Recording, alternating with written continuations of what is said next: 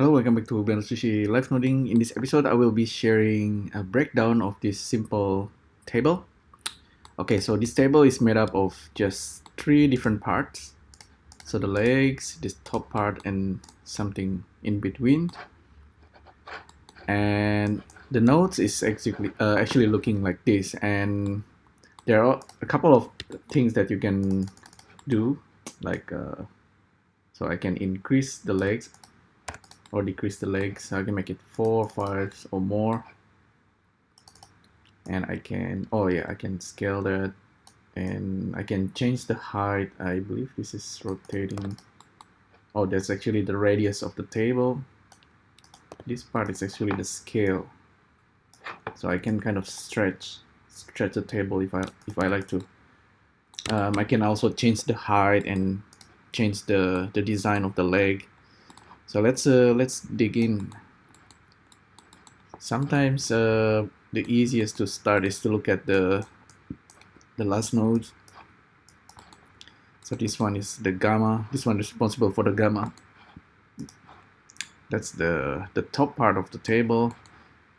Let's look at the leg first, which is alpha, which is this guy over here. So the leg is basically, you look at the matrix. So the matrix is the one that's doing the duplications. So this is the one that's responsible for the duplications. So I can make a lot of legs, table with a lot of legs like that. Change the radius. Okay, so that's apparently just a simple n-gon. Okay, n-gon shape. And then I have this transform mesh where I can do scaling. So that's something you can tweak. And this goes into the matrix. This is the transform for the legs. So this is responsible for where the legs will be placed. So after doing a lot of parametrics and procedural creations, I realized this is kind of like a repetitions. Like oftentimes you just only care where the objects will be placed, and then you're gonna replace the modular part. So you care about like imagine like a snake or worms. You care about the head, the body, and the tail, and the legs also. So in this case, we have the legs. I'm using a couple of funky stuff happening here, like noise displays. So I can quickly change the noise to affect the legs. So I even use this vector round. I don't actually need to use this, but it's there.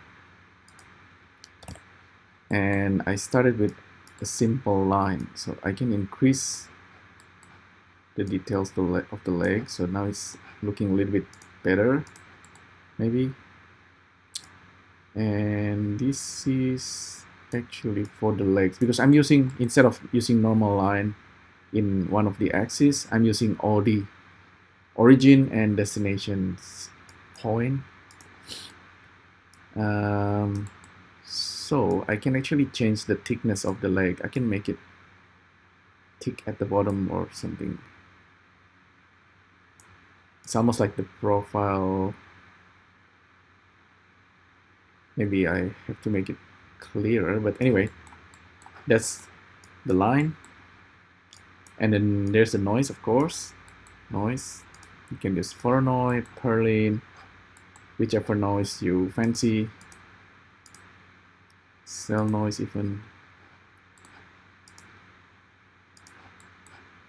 And then you can change the detail of the line, of the noise. So more noise or less noise. But anyway, you get all kind of different design by scrubbing. So I can always add a new parameter, plug this into the seed, and this parameter, I want it to go down over here. So I need to turn on to 3D view. So the same thing with this, I think this is the thickness of the leg. Turn on to 3D view. If I scan for properties now, down here when I'm working, I can now scrubbing the seed.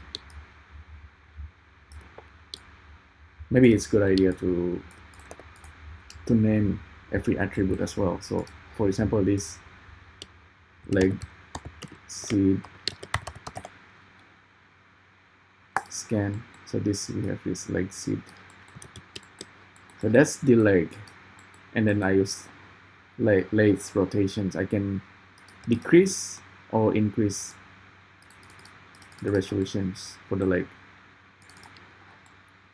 Okay, cool. Now the rest of the stuff, like the table part, gamma.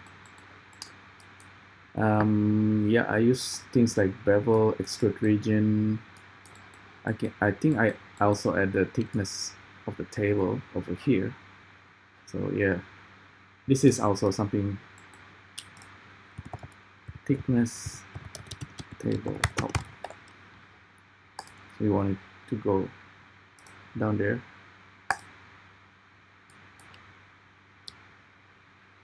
So very thin or very thick. So this is how wide it is. This is also table radius. Important. What else do I have here? Transform, flip normal, extrude matrix. Okay, there's something that I can play around with. This.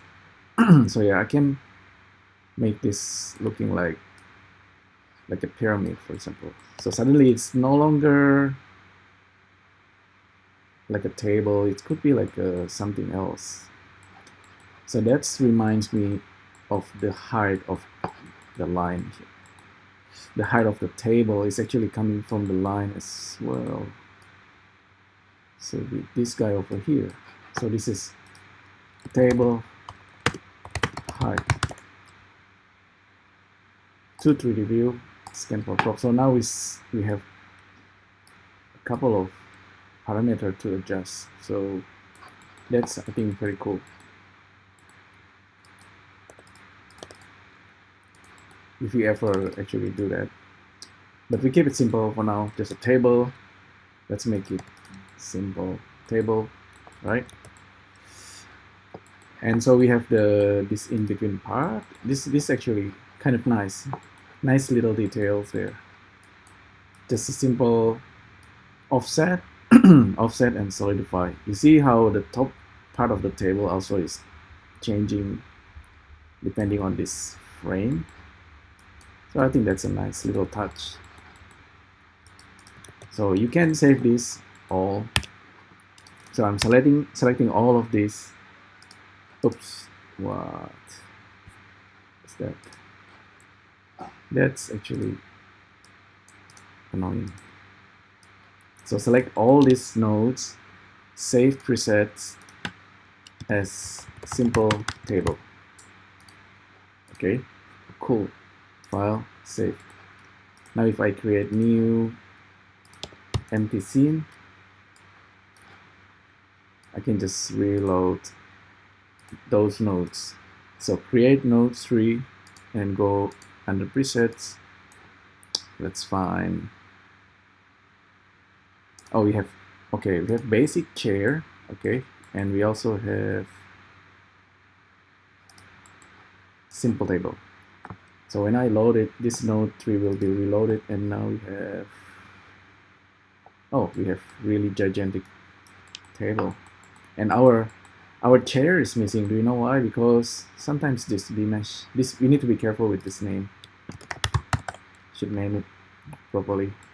And okay, the chair size, this is also important, right? All right, so we can have this.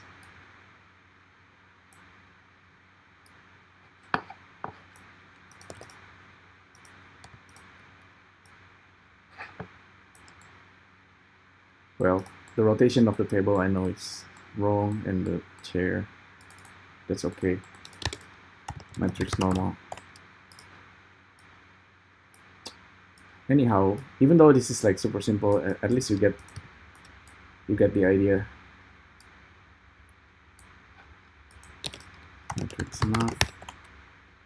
It's becoming like a layout artist tools. So you can quickly create tables and chairs.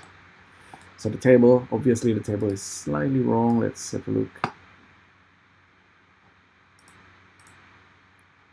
SVerchok scan for props. Where's our, okay, we have everything here. Actually, the parameters, we should name this properly, like which one is chair, which one is table. That's interesting. 1, 2, 3, 4, 5, 6. Yeah, that's pretty much it, really.